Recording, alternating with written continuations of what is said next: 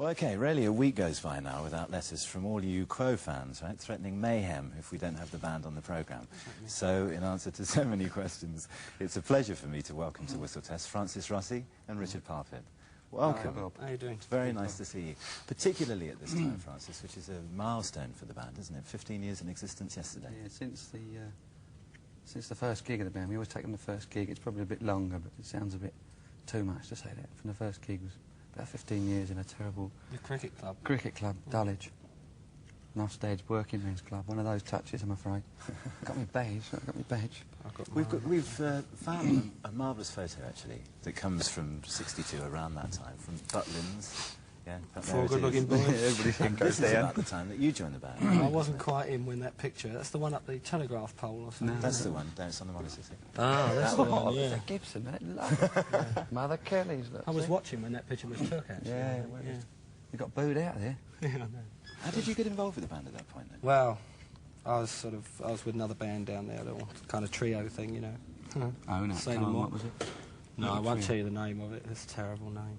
And I'd sort of got pally with everybody there, and I was writing to the bass player at the time, believe it or not, after we left for about a year. And then the manager at the time, he was a plumber, good-looking bloke though, and he said, "Do you want to join?" And because we needed another voice, believe it or not. And ever since then, I've had a terrible problem with singing in the studio, so I was never this voice, but, you know. The band needed a voice at the time, didn't it? In the gas showrooms, he told us. It's true, underneath the gas showrooms, he said, "You need a voice in this band." With the contracts blowing down Lambeth Walk, weren't they? Yeah, he used to drop them everywhere. We've had some time. So how did you first get involved in the business? I mean, lead up to Matchstick, because I know you were working with Madeleine Bell just before. Yeah, we had all that. Was when Richard was with us. We had to get. I mean, to get a gig was amazing. To have a gig, you know, we had to do a sort of a soul-y type set. That was the time, and it was all. And we used to do gigs back in People. We did Tommy Quickly, Guy Darrell, and we did Madeleine Bell. And she was amazing to work with. She's like really. She came in and said, "Well, down in the gas showrooms again, in the basement."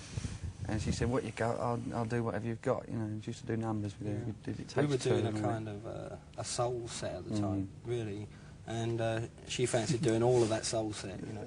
So that's what we did, and we went around the working men's clubs up Manchester, you know, and it was great fun actually. She was really good. So how many stabs had you had before Matchstick Men? How many singles? It was I Have Nothing. Hurdy-gurdy man. Hurdy-gurdy man. Some out of 3, I think. Yeah. And then Matchstick Men sort of went... There was a trough after that as well, wasn't there? Yeah. Oh, what? A trough. You hit hard times for a while. 69. Yeah, we sure did. It was just one of them things, I think. It was a good job it did, because I don't suppose we'd be where we are. Saying it. Is that right? I suppose so, yeah. That was around 1969. Late 69. Got really unhealthy for us, particularly. Did the whole business, couldn't work anywhere. Everybody seemed... The whole business seemed to be flat. There seemed to be it was a summer. It was a summer. It's good, isn't it? Not really. No. It was a summer, and all these gigs, everyone said, "Oh, gigs are going broke, everyone's gone away." The usual stuff, when you can't get work. Everybody's on holiday, that's what it is. Sorry, so many people split. I just flashed me badge, it sounds rude. Go on. Yeah. All these bands were splitting up, and we didn't know what to do, so we just kept rehearsing in this pub. We still thought we were wonderful. So it's, you know, wonderful, aren't we? Because talking about the business, Francis, you know, I mean, a lot of people are saying at the moment, me included from time to time, that the business isn't at its most healthy right now. I mean, has it changed? I mean, have you noticed an enormous change since you've been working? I don't know, we seem detached a little bit now, because you get out of the thing of being, when you're a club band, or when you're into a club thing, you seem more in touch with it, I think.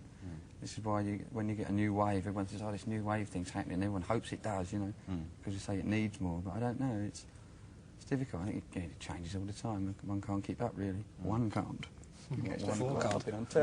I must mention you. Thanks. It's Rick. Oh yeah, my England shirt. Yeah. Got it off Big Kev, didn't I? Big Kev. Number 7. Or Little Kev, I said. Yeah. Number 7. Flash it. Go on. Look at T stain on the front. Terrific. Which one did he get it? Yeah. So listen, wrecked this microphone. Because I'm going to surprise you with a piece of film as well in a second. But before we look at that, just plans into the future now. What's happening next? Oh, we're about to do an album, aren't we? Are we? We're thinking of doing an album. I suppose a British tour we need to do soon. And then we start sort of Japan, Australia and Europe all over again, you know, to say what's going to happen in the future, apart from basic tours and same as what everybody does. You do an album, you do a tour, and you go on and see what comes tomorrow. Might even come back here, you never know, you might ask us again. You might. A rainy day. Listen, it's beginning to run. You must link us into this, because this was your first appearance, I think, on Top of Oh, the not the Pops. thing at top with the This is for jacket, the the waistcoat. Beatles haircut, isn't it? Pictures of Look Matchstick at Men. That ring, got that ring? Oh, that's good, isn't it? First time on telly. Well done, but look at that, wait a minute.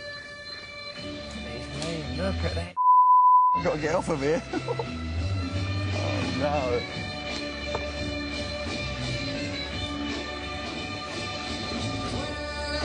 I'm going. So different, isn't it? Oh, mate.